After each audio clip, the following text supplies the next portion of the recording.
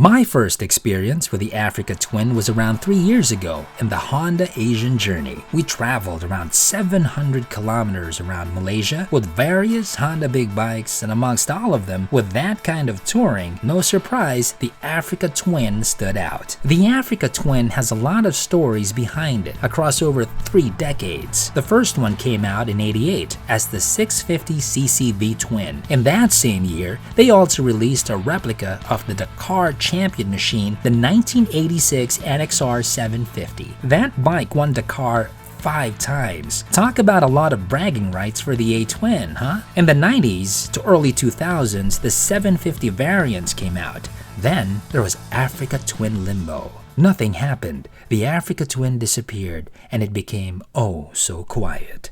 Shh. Up until 2016, when they introduced the 1000cc parallel twin. That's the one I got to ride. It was a ripe year for adventure riding as that segment was dominated by European adventure bikes. Honda said, ちょっと待って。俺たちは素晴らしいアドベンチャーバイクを作れるんだから、アフリカツインを復活させよう。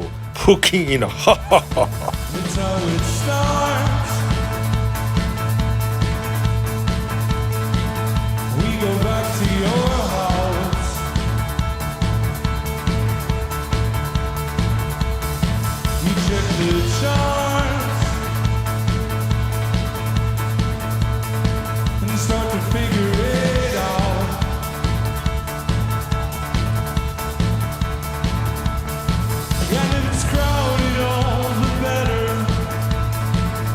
Difference between 2016 and what we have now? Quite a lot.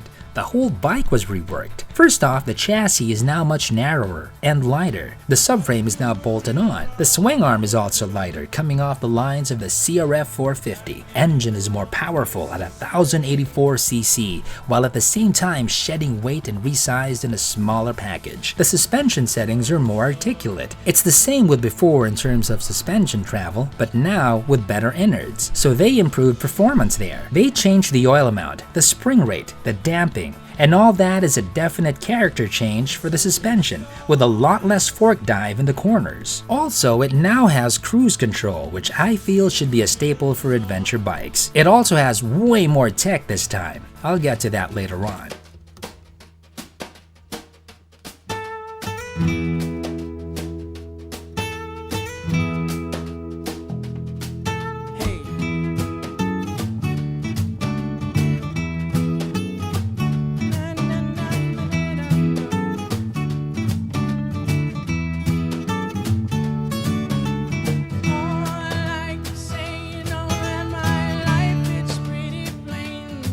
Looks-wise, it is similar to the old, hence giving us the impression that it's just an updated release, where in fact, once you ride it, you will feel that they redid a lot. Almost re-engineered it in fact. The engine has 6% more power from before, 86 more cc's. It keeps the V-Twin sonics and feel with a retained crank orientation at 270 degrees. Torque is much improved and this will pull you back more. And you know what? All of this is quite impressive because they gave you more here and there, and yet they still managed to reduce mechanical flab at a total of 7 pounds off. Like the old model, the seat height can be adjusted into 2 positions. The electronics and modes have many variations to suit practically all rider preferences. Like you have 7 levels of traction control with a better spread for intervention compared to the old model, meaning level 7 will have more involvement as compared to level 7 from before. There's going to be more dynamic range in between levels, meaning the difference between, let's say, from level 5 to 7 will be bigger with the new one as compared to the old model. Engine braking has 3 levels, so going through them sometimes you'll feel like there's a lot of drag, like you know that old Batmobile that shoots out a parachute to stop, to another level where you'll feel almost nothing. And of course, engine braking is great when you're going downhill, especially on dirt. The display, because of all of these options, will have you needing some quality time to dig in. It's easy to understand, yes, but you gotta give some time to learn to get into the menus and pages, because there are a lot of options and many ways to tweak this bike.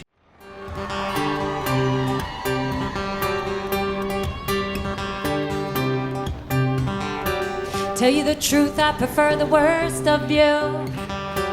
Too bad you had to have a better half.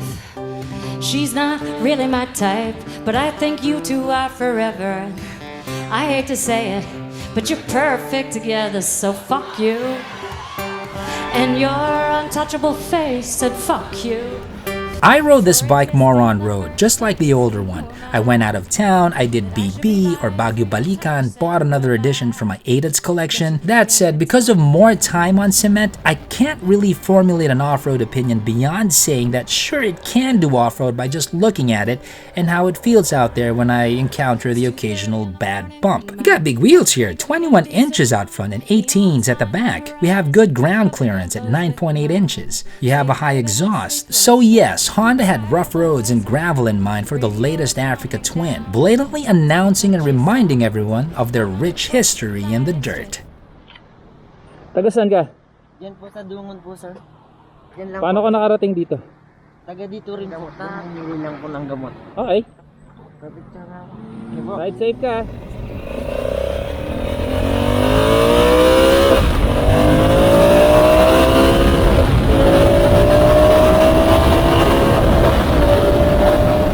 So because of the extra oomph in the power department, by comparison, the older one felt soft accelerating. This one is more aggressive.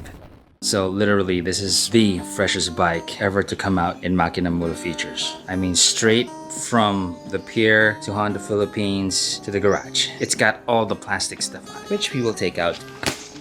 So this is like unboxing of sorts. Sierra F1100 AL red. Okay, just put that right there.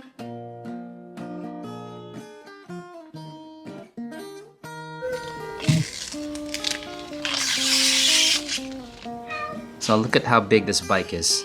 That's my cat. That's the bike. Alright, so the Africa Twin, the return came out around 2016, and during that first year, everybody was raving about it. It won Adventure Bike of the Year. A lot of people loved that bike, especially the idea of returning such an iconic Africa Twin from back in the day to 2016 to now 2020. Now, let me briefly talk to you about what they did here now. Let's start with the engine. It's more powerful. It's now an 1100cc engine. And on top of the fact that there's more power, there's actually less weight with everything. They trimmed it down and they improved the electronics. It's got a new IMU for cruise control. So this is the L version. There's another version which just looks so killer. Even the color scheme, it's just awesome. Not to take any away from the standard version, but the Adventure ES version is just such an awesome looking bike too. But nevertheless, the main change is the engine. It's just a bigger engine. So they trimmed bits and pieces here and there, and the whole bike is now lighter as compared to the 2016 model, and it's more powerful. So power to weight ratio is just better. So the electronics is also what they improved on. I mean, what a killer display. I'll show you that in a bit. But basically, in the electronic segment, they have wheelie control. It's got cornering ABS when you're cornering and then you need to slam on the brakes. The ABS is going to work even at an angle. Cruise control. So if you look now, the windscreen is shorter compared to the older model. So the look, it looks like he just got a haircut. It's a smart looking change, sharp and slick. The frame is lighter. That's what they changed too. For the rear end, they tapered things off. It's now narrower, going like that. So it's just a tighter look overall. The swing arm is also lighter, so they saved some weight over there. So overall, the shorter windscreen, the narrower tapered off rear end, the different seating orientation, it's more rally looking, right? It looks more rally-like. Okay, so let's go back to the engine. The old one was 998cc, 2cc short of being 1,000. This one right now is 1,084cc, so it's an extra 86cc. So they increased the stroke by 6.4. So in increasing the stroke by 6.4 and lowering down the weight, that's a boost in performance right there, right? So it's got aluminum cylinder sleeves in the engine. It's a completely redesigned cylinder head. It's got larger 46mm throttle bodies. It's got a revised combustion chamber and new ECU settings. So they also worked on the intake and the exhaust, also making the bike now Euro 5 friendly. It's now an additional 6 horsepower. So from the outgoing model, this one now has a claimed 100 horsepower at 7,500 RPM. And the peak torque is now 77.5 pound-feet. terms of weight, just how much was lost just by the frame alone, we're talking about 4 pounds was lost. They also ditched the weld subframe from before. Now it's a much lighter bolt-on detachable subframe. So the whole frame is more rigid at this point. Don't you just like new stuff? I mean, that thing is spotless. Let's fire this thing up. Check this out, check this out. Ooh, look at that. What an intro, huh? The rider is responsible for safe operation of this vehicle. Use the system only when traffic conditions permit. For further details, see your manual. Okay.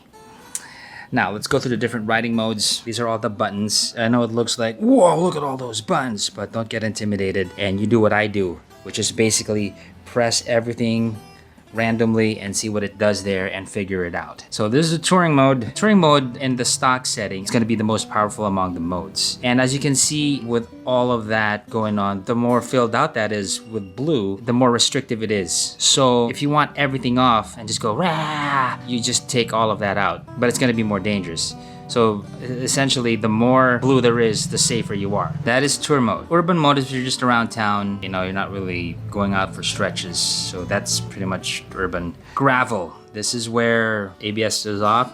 All of that is lit up in blue, so technically you're safer. Off-road has a little bit more power over gravel, but when we're talking about traction, it's pretty much the same. So I'm gonna be in tour where I have the most power. Toggling this switch will now show you the other windows within that window. So you got your trip A, average consumption, and consumption for that trip. You got trip B of the same thing. You got other details there, voltage, range, and more controls should you wish to adjust over your ABS in the rear. If you wanna disengage that or whatnot. So let's take a look at the seat. Just pop in the key right over there.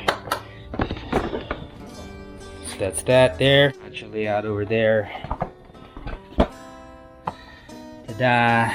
Pretty clean. Your fuse box goes over there. Pretty neat Honda layout. Quality of the new Africa Twin. Can't expect anything less from Honda. Everything's impeccable. Switches, the quality there. Now to highly critique anything here, I'd say they probably fall short a bit on the grips. I'd get sportier rally type. Although this will stick to your gloves fine. It's just that the look.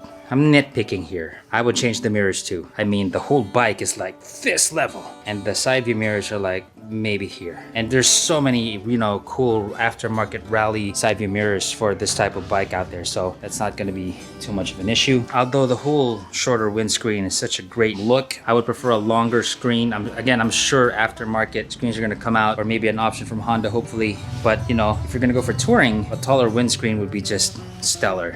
Tires are Bridgestone, rear and front. Adjustable shocks, no less, of course. As you can see, you can adjust the load, and the front forks as well. You can adjust it, as you can see. So they also slim things down here. It's easier for the rider to move back and forth. Easier also for you to put your feet down on the ground, especially if you're a shorter rider.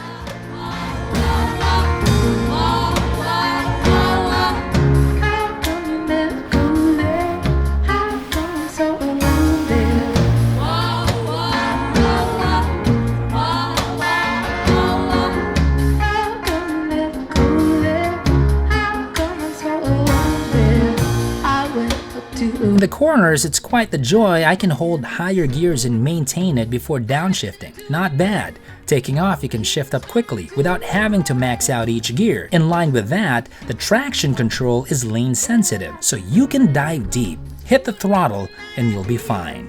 Okay, so not much to say here regarding the braking of the Africa Twin. Your ABS is fine. Let's try the rear again.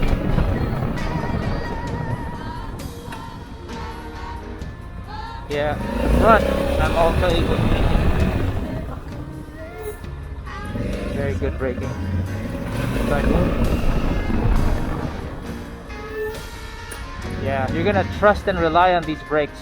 You need to stop in a safe manner. This bike's gonna deliver.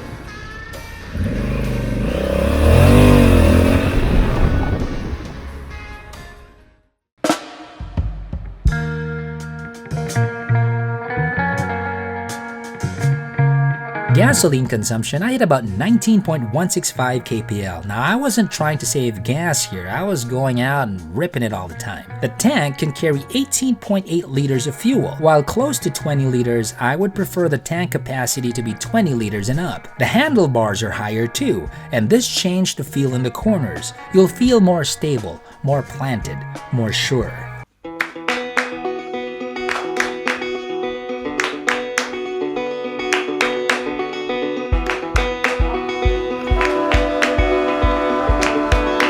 You can imagine the new Honda Africa Twin as a big dirt bike, more than a touring machine. And the more dirt inclined a bike is, the less comfy you get in the seating department. Now, this is just a general observation of mine, it's not an absolute rule, and it seems to be the case with this Africa Twin. It is available in two colors. We have Grand Prix Red and Matte Ballistic Black Metallic. I prefer the red one. It's easier to pronounce and it looks cooler for me. This is priced at $940K, $60K short of $1 million. In this price range, you have a lot of buying power over a pretty good spread of bikes. It'll be cheaper against its European counterparts and pricier amongst the Japanese and China adventure bikes. Whatever your comfort zone is budget-wise, end of the day, a Honda is a Honda is a Honda. You can hardly go wrong and you should be satisfied with this bike, unless you are an absolute nitpicker who rode an actual perfect bike. This Honda Africa Twin will be better appreciated seeing the improvements from the old and stacking it up against the new price. In that aspect, absolutely, Honda gave more without having you shell out a big difference price-wise from the old. As usual, Honda continues to maintain a standard associated with good performing machines with this new addition to the Africa Twin family. Honda, still #1 in sales worldwide. And we know why. This is Zach from Makina Moto Features. Ciao! Pwede bang maulit? Pwede bang malunod sa iyo? Mga yakap at halik, hindi malimutan ng ibig pa ang dumaan.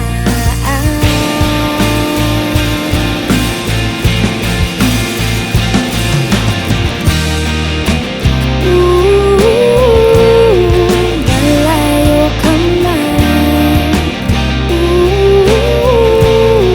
kahit kailan,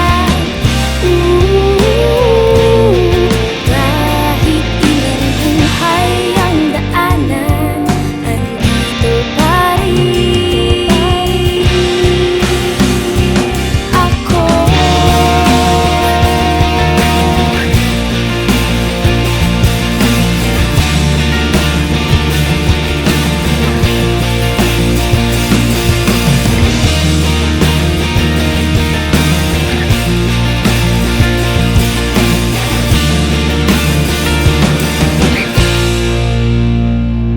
Ang sarap isipin, ang dami nang nangyari sa atin, mga balik